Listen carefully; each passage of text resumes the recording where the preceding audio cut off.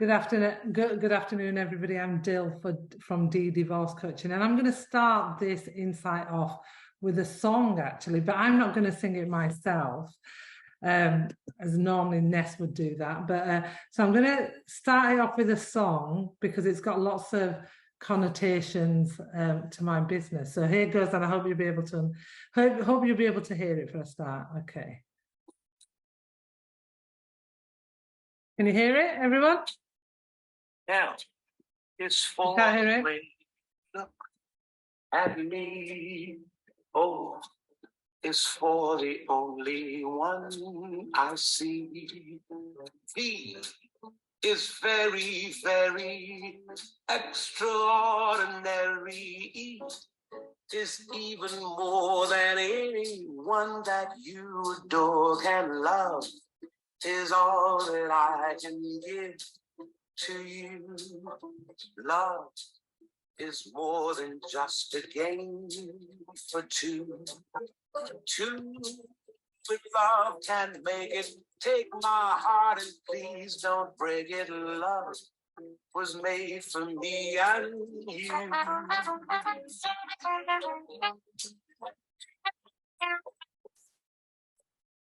Okay, so love, that song's about love. And when you look at divorce coaching, love's right at the bottom of what my clients are thinking about when they come to see me. So sometimes what I do as part of my business is to bring that word up on more occasions than one. So I'm going to talk a little bit about how my business has evolved and using love as part of that as well. So I thought it was just apt, that song, and it's one of my favorite songs anyway. So my business is relatively new. I only started it in March 2022. So it's only been going just over a year. And it's evolved massively, my business has. So initially, my business was set up to help individuals, as it still is, individuals and couples who are going through a separation or a divorce. And I talk about this, obviously, every week, the way I can save money for individuals who are going through that painstaking experience. Because what happens is that initially, what you think of is, right, let me go and instruct a solicitor. And when you go and instruct a solicitor, that's when all the animosity sets in and the aggression, and love definitely does go out of the window. So I help couples and individuals try and work out what's best for them. But what's happened and how my business has evolved is that I've helped, and I'm now helping couples complete some paperwork that the solicitors send them if they have gone that far, which they can't complete or they don't have any time to complete. So I help them do that. I even have set up training programs for individuals who are on their way to court, either because of a divorce or because of children issues. So they're not going to have solicitors representing them because of cost issues, but they're going to be representing themselves. So I can teach them what to expect in that courtroom and what they should be doing and how they should be doing it, how they should be addressing certain professionals such as the judges and the other side. So that's come about through my business. Also advising them how to get valuations on important assets such as their homes, and looking at purchasing new homes, where they should be living. And obviously that's where it's important, like this networking that I have with 1N, is that I've met other professionals that I can then refer to, such as Marv and Ness, regarding mortgages, and also utilities when they're buying a new home, and even to the point of self-care, because a lot of women and men, when they are going through divorce, sort of their own personal self-care just goes out of the window. So that's where Tina comes in, Stella comes in. So their general well-being is important, and they need to get back on track. So this networking is really good, and it's really important to my business and help it thrive. What I'm going to be doing in the future, and this is one thing for this year, maybe this year, or definitely going into 2024, and don't all shoot me for this, but is actually setting up at wedding events. Now, I'm the last person anybody will want to see when it comes to loved up couples listening to that song that I played at the start of the session, coming across me. But the way that my skills are going to be sold and my business is going to be sold at those events is that when you're all loved up, you don't think about your finances. You don't think about what's going to go wrong. Hopefully nothing is going to go wrong, but we all know things do go wrong, even in the best of marriages and the best of intentions when they start out. So what I'm going to be doing there is talking about finances, because that's the predominant thing when a couple split up. Prenuptial agreements, that have they got assets coming into the marriage, to protect those assets? Because if you start off your marriage or relationship really transparent at the start, it's unlikely or less likely that something will go wrong. So that's something that I'm working to do. I have approached some wedding fairs. They think it's a bit odd, but at the same time, they think it's a bit quirky as well. And they've allowed me to have some stalls. So that's something to watch out, probably 2024. So yeah, so that's where I'm with my business as well at the moment. I would like to give you a little bit of a couple of case studies that I've worked on and how I help people. So we'll take this as client H. Now, client H is a favourite client of mine in the sense that I've been able to cross-reference or cross-sell, shall we say, this client over to Marv. And I know they came to see him, and hopefully that's, I don't know, but hopefully that's transpired in some work for you guys. But just to give you an example of where I fit in and what I do, and there's no bar now because I just think of new avenues that the business is opening up. So client H, separated from her husband, quite a wealthy individual. She just decided to leave him. Really narcissistic husband, unfortunately. Not yet divorced, still going through a divorce. So I'm dealing with her with the financial settlement. She did have a solicitor, and at the point of meeting me, she'd already spent 40,000 with solicitors, and that's a lot of money. She sacked her solicitor and wanted legal advice, but because I'm not authorised to give legal advice, and nor do I give legal advice, I referred her to a barrister. Now, a lot of people think, oh, how do I get to a barrister? Barristers are really expensive. But barristers do something called direct access. So if you can find, and through myself, we can find you barristers in whatever field, but here it's matrimonial and finances. I was able to organise a barrister for her to come and see in Birmingham. Her and a new partner went to see them. She did ask if I could go, and I could, but I just did remind her, and I'm really mindful of just reminding that there will be additional costs of me. But this is a client that was intelligent, articulate, and could manage herself. So I will say that. I won't just try and make money wherever I can, because in the long run, they may refer me to other clients. So she went to see the barrister, got the financial advice she needed, and that barrister advised her that if you went to trial, you would lose hands down. So we moved on from there. We've managed to agree a settlement. There were school fees, private school fees involved. The school were coming after her for private school fees. They'd actually put the matter in the hands of bailiffs. So I then had to speak to the bailiffs and agree terms with them as to when this money could be paid.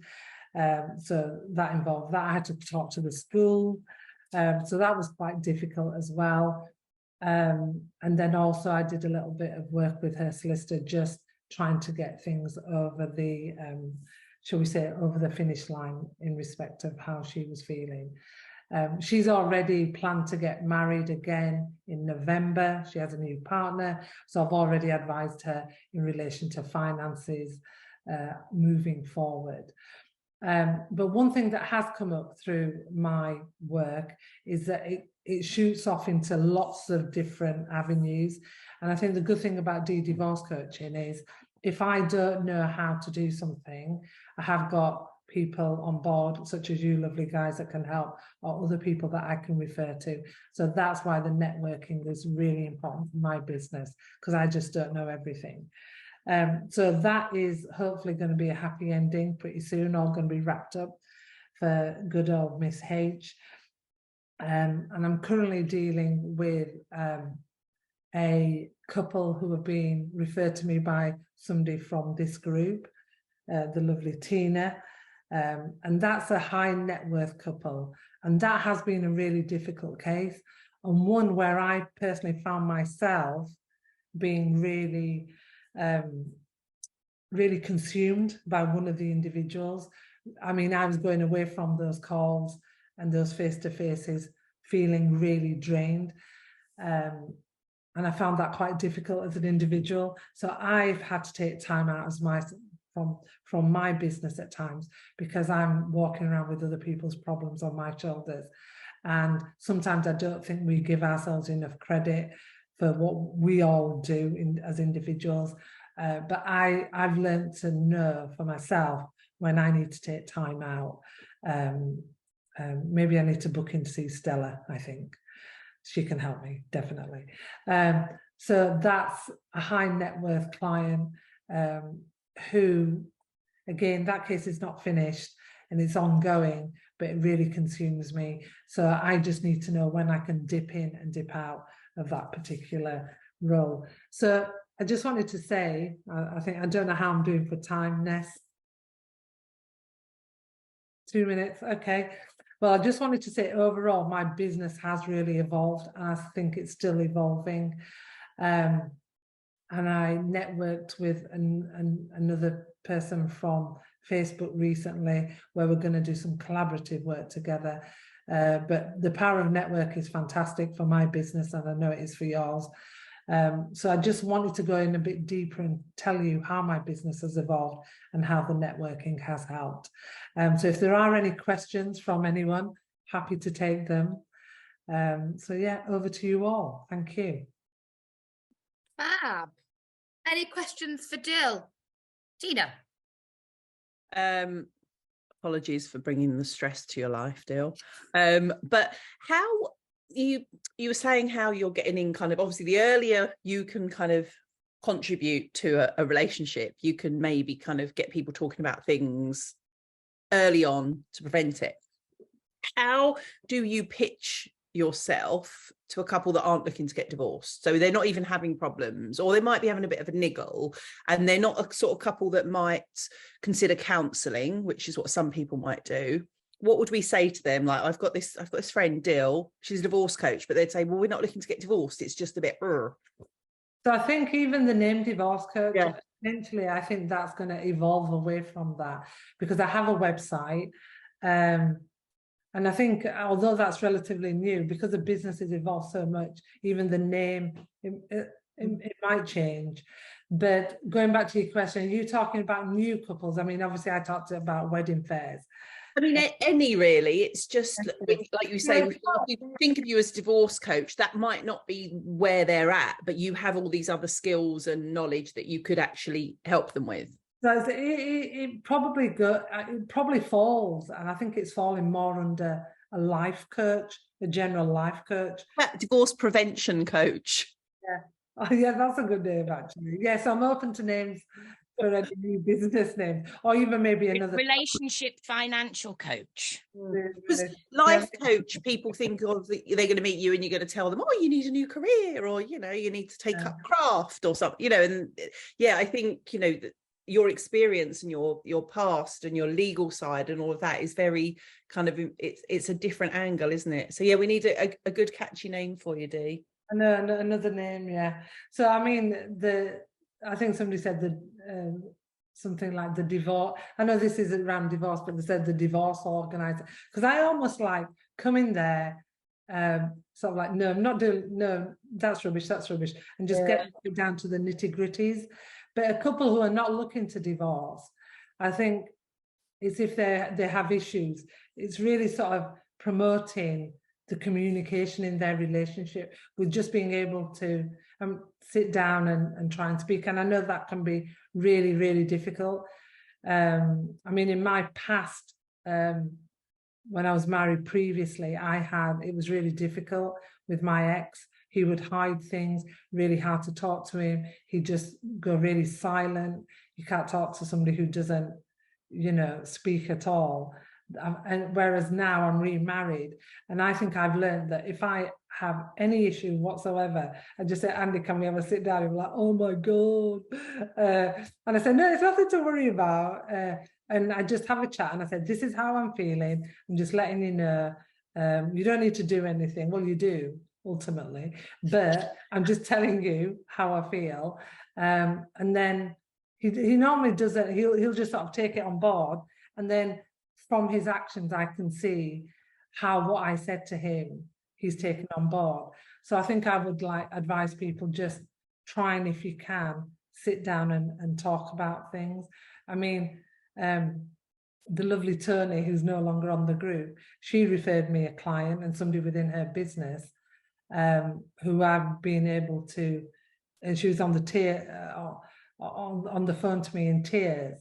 And I've spoken to her again this morning after doing a little bit of work with her. And she was just in a different mindset, laughing on the phone, really cheerful, because she'd got her stuff together and taken on board some of the advice I gave her. So that's really rewarding. It's really lovely to see. So yeah, I totally get where you're coming from, Tina, because it's evolving so quickly. The name is probably going to have to change at some point. And I think it's not therapy, when people think of going for therapy and counselling. And I think people that are attracted to a more kind of practical, I know a lot of therapy and counselling can be very practical, but some people, one of the couple may flatly refuse counselling or therapy, but see you as an ex-legal person as more of a kind of like pen and paper, practical kind of shuffling things around. And for some people, I think that might be an easier option for them to look at. So I think it opens it up to a lot of people. We just need that catchy name, Dee. Yeah, okay. We should have a competition. We'll do that for the question for next week. One of the questions is your idea for Dil's business name. So make a note. That's homework for next week. We are running out of time, so I'll because Stella had a question. So we'll come to Stella and then we will go to our breakout session. It's not really a question, but I was quite interested how you said that you could just direct someone to a barrister, because probably like everybody else, I thought it was a hop. You went to your solicitor and then you went to a barrister. And my suggestion for your your thingy is Rocky relationship coach. I like that.